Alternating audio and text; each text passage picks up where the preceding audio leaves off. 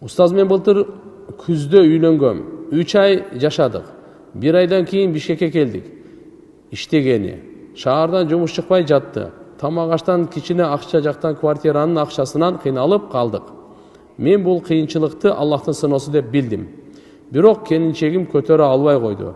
Үйдө дайым ызычуу, колуңан эчтеке келбейт деп кыйкырып уруша берет. Акыркы күндөрү мага көңүлү жок, чогуу бир жерде иштедик. Кийин башка эркектерге жакшы сүйлөп, жумуштагыларга, а мага көңүлү жок, кийин кетип калды. 6 ай болду. 2-3 жолу бардым, болбоду.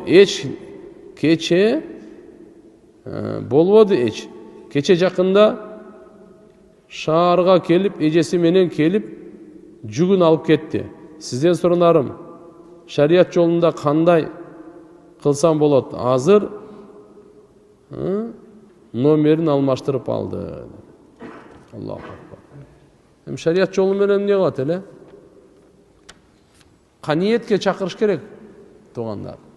Каниет бул байлык да. Каниеттен күчтүү байлык жок. Каниеттен улуу байлык жок. Каниеттен байлык жок. Ошон үчүн иншалла азыр сиз эми аракет кылыңыз жашаганга. Жакшы жашаганга аракет кылыңыз. Дагы чакырып, иштеп, колдон келгенин. Таптакыр болбосо анан эмне кыласыз? Ошон үчүн айтабыз го дайыма, биринчи иман. Иманын караңыз. Ошо иман Аллага, ахиретке иманы барбы анын? Иманы жокпу? Алла Таала рызкы берет дегенге иманы барбы анын?